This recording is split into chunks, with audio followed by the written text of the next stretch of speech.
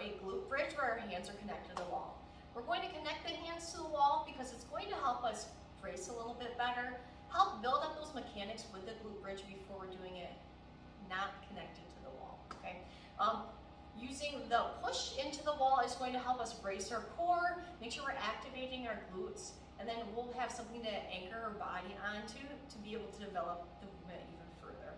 So let's go ahead and hop right into it. So what you're going to do is you're going to go ahead and scoot down and lie your back on the ground. You're going to go ahead and place your palms on the wall, scoot slightly into your elbows are slightly bent. You don't have to have your arms all completely out, okay? So elbows bent, we're going to go ahead and get our feet about hip to shoulder width apart. My feet are nice and straight on. I'm going to make sure that my ankles line up with my knees. I don't want my feet too far out because then I'm going, my lever from my shoulders and my hips will be off, so we want to go ahead and bring it in a little bit, okay? I'm going to make sure I'm activating my feet by pushing them into the ground, making sure the weight is even in my feet. I'm going to slightly take my hands and rotate my pelvis up slightly towards the ceiling to get that little nice pelvic tilt to make sure I'm not excessively arching my lumbar spine. But we still want to make sure we have a neutral spine, so don't tuck your tailbone in all the way down. So I'm going to push into the wall. I'm going to take a deep breath in,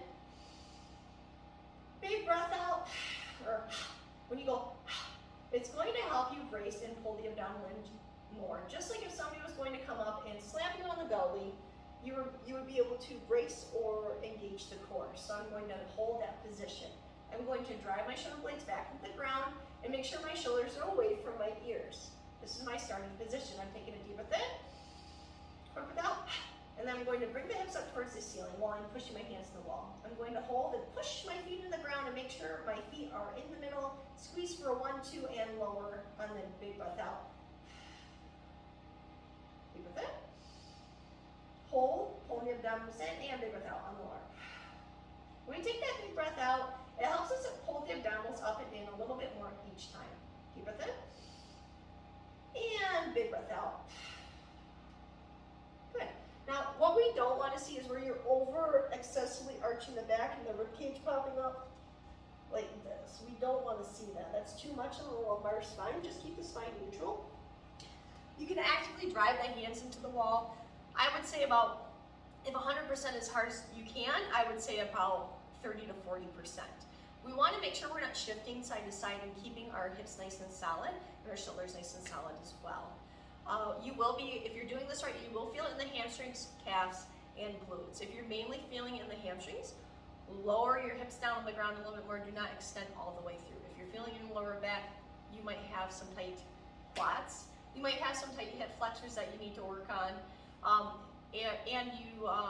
If you do end up stretching those out and you're still having pain, I would advise you to go see somebody, an allied professional, to be able to help you out and mitigate those issues.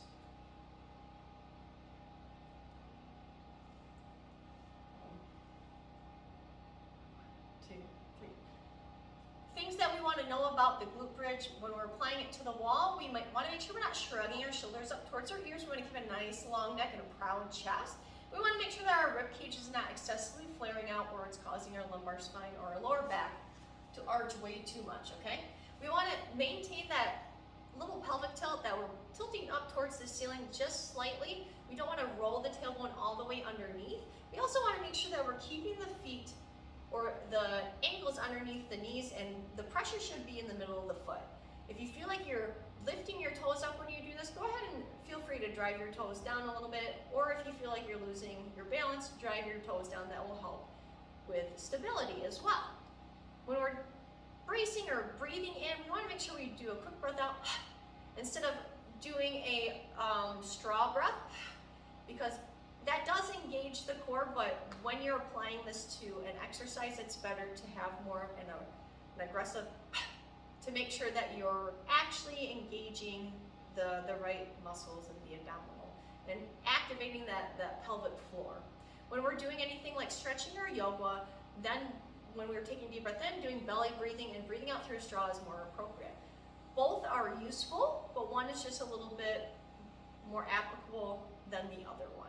Feel free to try both to see which one's going to work better for you.